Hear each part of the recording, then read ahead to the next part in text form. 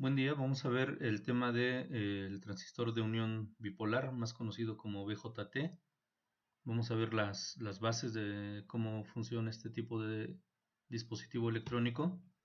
Entonces, básicamente, la construcción básica del BJT son tres regiones semiconductoras tipo P y tipo N. Hay dos formas de construir el transistor BJT. Uno es la construcción NPN, en el cual hay dos regiones semiconductoras tipo N y en medio de ellas una región semiconductora tipo P. Obviamente hay dos uniones PN, una unión base colector. Esta terminal de aquí arriba se llama colector, la del medio se llama base, la de abajo se llama emisor en ambos tipos de transistores. Entonces hay una unión base colector aquí, base con colector, y aquí hay una unión de base con emisor. En la región tipo PNP se tienen dos regiones semiconductoras tipo P y en medio de ellas una región semiconductora tipo N. También hay una unión base colector aquí y una unión base emisor. Físicamente es algo como lo que tenemos aquí de este lado, está el emisor, está la base, está el colector y una capa de sustrato. Entonces, eléctricamente estos son los símbolos del BJT. Aquí tenemos la terminal de la base, la podemos identificar porque llega aquí a esta especie de base. Arriba tenemos la terminal del colector y abajo la terminal del emisor. La forma de diferenciar entre el NPN y el PNP es que el transistor NPN tiene una flechita saliendo de la base hacia el emisor y en el NPN la flechita está del emisor hacia la base. Entonces esta es la forma de identificar el transistor NPN y el PNP en un diagrama eléctrico. Entonces, básicamente ambos transistores funcionan de la misma forma, excepto que las corrientes y los voltajes son contrarios en el PNP que en el NPN. Por tal razón, no vamos a ver el PNP porque es básicamente la misma forma en que funciona el NPN, solo lo vamos a mencionar ahorita teóricamente, pero en adelante en los ejercicios solamente nos vamos a dedicar con el NPN, en el entendido que el PNP es igual, pero con los sentidos contrarios de voltajes y corrientes. Entonces, para que un transistor BJT funcione apropiadamente, es necesario que la unión base-colector, esta que está aquí entre la base y el colector, esté polarizada en inversa. La forma en que se polariza en inversa es colocando un voltaje más positivo en el colector que en la base. También la unión base-emisor debe de estar polarizada en inversa, para lo cual se requiere que haya un voltaje más positivo en la base que en el emisor. Recordemos que si nos regresamos un poco aquí, esto lo podemos ver como una especie de diodo. Recordemos que si a un diodo le ponemos un voltaje más positivo en la región semiconductora tipo P que en la N, entonces se polariza en directa. Es por eso que aquí, si ponemos un voltaje más positivo en la base que en el emisor, esta parte sería como un diodo polarizado en directa y esta parte de aquí arriba como un diodo polarizado en inversa. ¿Cómo vamos a lograr que el voltaje sea más positivo aquí en la base que en el emisor? Colocando una fuente de polarización con el positivo directamente a la base a través de una resistencia, que es la resistencia en la base. ¿Y cómo vamos a lograr una eh, polarización inversa de esta unión base-colector? Colocando aquí una fuente de voltaje con el positivo también aquí al colector, pero con la única salvedad de que este voltaje en la base sea mayor que este voltaje en el colector para que se cumplan estas dos condiciones. En el PNP sería al revés, pero bueno, todo funcionaría de la misma forma. Aquí obviamente las fuentes de polarización están al revés que en el caso del transistor NPN. Aquí vemos la estructura de cómo funciona internamente el transistor. La región del emisor es una región densamente dopada con átomos pentavalentes. Hay exceso de electrones que fluyen hacia la base. Entonces el flujo de electrones es del emisor hacia la base, pero recordemos que la corriente convencional es en sentido contrario de cómo circulan los electrones realmente. Por lo tanto, convencionalmente vamos a considerar que la corriente está fluyendo de la base al emisor. Entonces, esto es un símbolo, un esquema físico del transistor NPN. Tenemos una corriente entrando a la base, una corriente entrando al colector, y aquí lo podemos ver como una especie de nodo. Entonces tenemos dos corrientes entrando que deben salir por algún lado. ¿Por dónde salen? Por el emisor. Por lo tanto, esta corriente del emisor va a ser la suma de la corriente de base y de la corriente del colector. Eléctricamente este es el símbolo.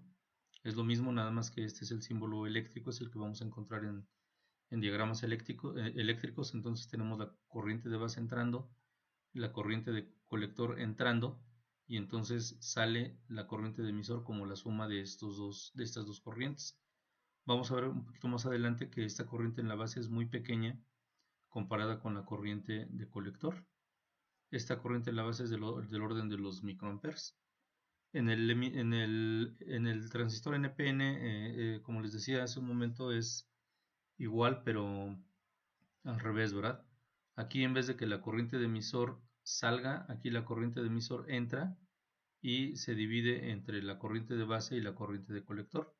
Por lo tanto, la corriente de emisor es la corriente de base más la corriente de colector, al igual que en el NPN, donde la corriente de emisor es la suma de la corriente de base más la corriente de colector. Entonces vemos que prácticamente el funcionamiento es parecido, pero al revés, ¿verdad? Entonces no nos vamos a abocar mucho con el PNP, lo vemos solamente en la parte teórica. Entonces, estos serían los circuitos de polarización de ambos tipos de transistores.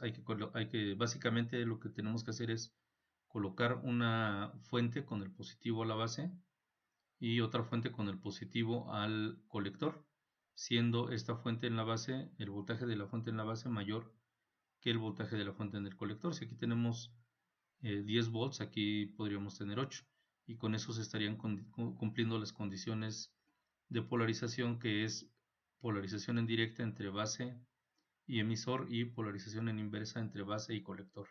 Esas son las dos condiciones de polarización para que funcione apropiadamente el transistor. Entonces hay dos parámetros importantes en un transistor. Aquí, como les decía, ya nos abocamos únicamente con el transistor tipo NPN. ¿Cómo lo identificamos como NPN? Porque la flechita sale de la base hacia el emisor. Entonces ya sabemos que es un transistor tipo NPN. Entonces aquí hay algunos parámetros. Tenemos básicamente las tres corrientes: la de colector, la corriente de base y la corriente de emisor.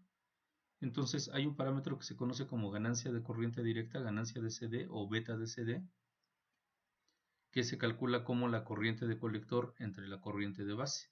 Entonces esta corriente de colector entre esta corriente de base me va a dar la ganancia en corriente directa. Los valores típicos son más o menos entre 20 y 200.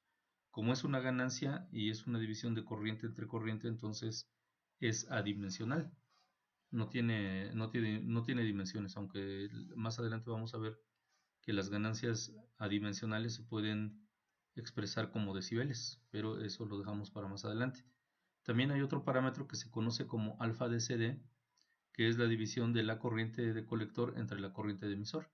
La corriente de colector es un poco más pequeña que la corriente de emisor, porque recordemos que a la corriente de colector se le agrega la corriente de base y eso es la corriente de emisor, pero la corriente de base es muy pequeña.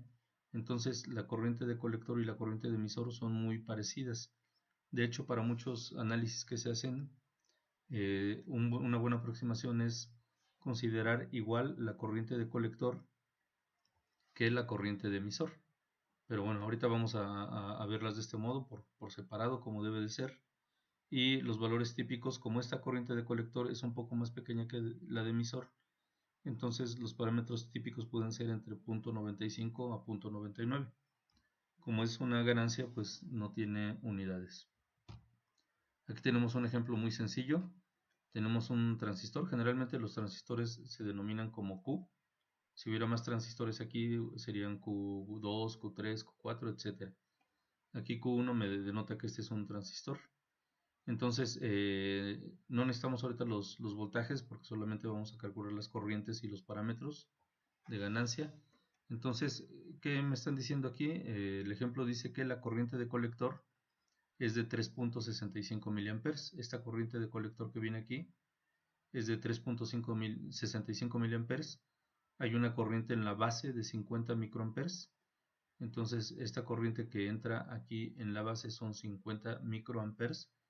Y entonces nos piden que determinemos la corriente en el emisor, que es esta que sale aquí por el emisor hacia tierra, la ganancia de corriente directa, que es la beta de CD, y el otro parámetro, que es la alfa de CD.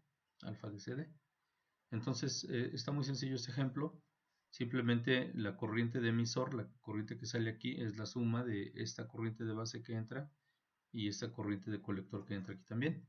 Entonces sumamos 50 microamperes más 3.65 miliamperes y nos da 3.7 miliamperes.